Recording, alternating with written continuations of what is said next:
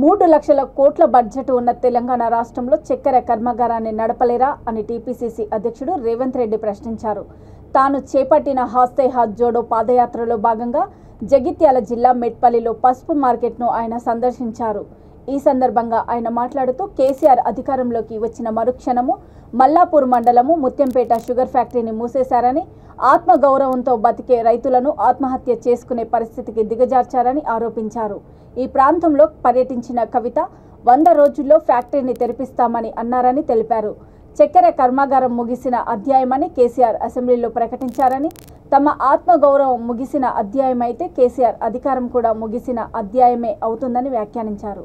రెండవది, ఈ ప్రభుత్వాలు సహకరించకపోతే ఈ ప్రభుత్వాలని కూర్చాల్సిన బాధ్యత కూడా మీ రైతులే తీసుకోవాలి. ఈ ప్రాంతంలో ఈ 10 నియోజకవర్గాలలో మిమ్మల్ని కాదన్నోని చెట్టు కూడా మొలవద్దు. ఓసారి కరువు వచ్చినప్పుడు ఏ చెట్టు మిగలకుండా మొత్తం ఎట్లా ఇక కంచూపు మేరలో పచ్చ కనిపించకుండా ఎట్లా ఉంటుందో, మిమ్మల్ని వ్యతిరేకించిన పార్టీకి వార్డు మెంబర్ కూడా గెలవద్ది. 10 నియోజకవర్గాలలో వాళ్ళ దిమ్మేలు గ్రామాలలో కూడాలి, వాళ్ళు గద్దెలు దిగాలి. ఒకటే ఎజెండాగా పెట్టుకోండి.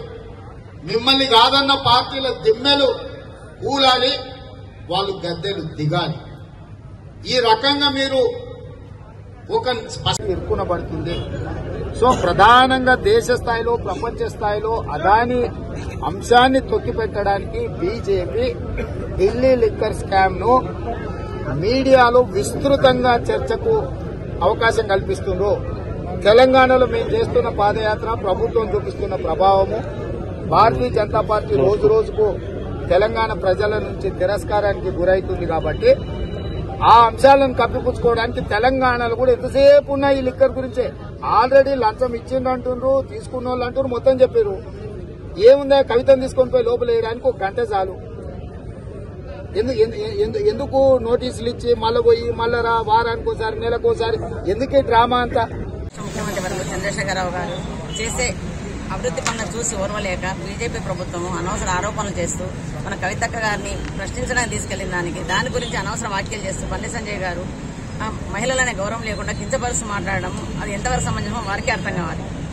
తెలంగాణ ఆడబిడ్డలను అగౌరవపరిస్తే మనకు పుట్టగతులు ఉండవు. ఎప్పుడైనా కానీ తెలంగాణ ఆడబిడ్డలు అనేది ప్రతి ఒక్కరికి వాల్యూ ఇస్తారు. దాన్ని గుర్తుంచుకొని ఆడబిడ్డల వాల్యూ గుర్తుంచుకొని మాట్లాడాలి. ఇటువంటి బండి సంజయ్ గారిని ఏ విధంగా బుద్ధి చెప్పాలో మా తెలంగాణ ఆడపడుతుందో తెలుసు.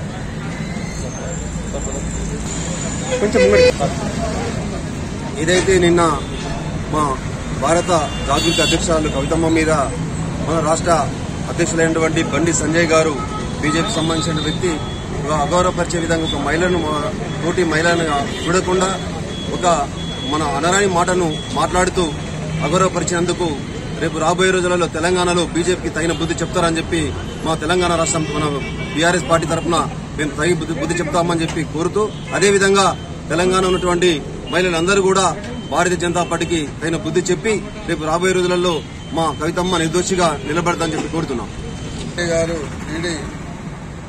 వాళ్ళు ఏదైతే విచారణకు పిలిపించారో అదే సందర్భంలో మరి కవితక్క గారి మీద అనవసర ఆరోపణలు, అంటే అది మాట్లాడే వారి సంజయ్ గారి భాష ఎలా ఉందంటే ఒక చిల్లర, ఒక పార్టీ అధ్యక్షునిగా, ఒక రాష్ట్ర అధ్యక్షునిగా కాదు, ఒక మామూలు వ్యక్తిగా ఒక చిల్లర రాజకీయాలు చేసుకుంటూ మరి వాళ్ళ ఆడపడుచులను అవమానపరిచే విధంగా మరి కవితక్క గారిని అన్నారంటే నిజంగా ఆయన సంస్కృతి, ఆయనది ఏ పాటో అనేది ఈ సందర్భంగా మరి అర్థమవుతున్నది.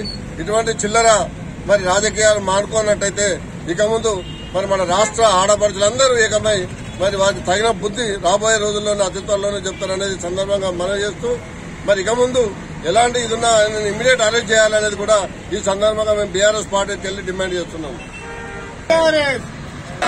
కేసీఆర్ గారి నాయకత్వం.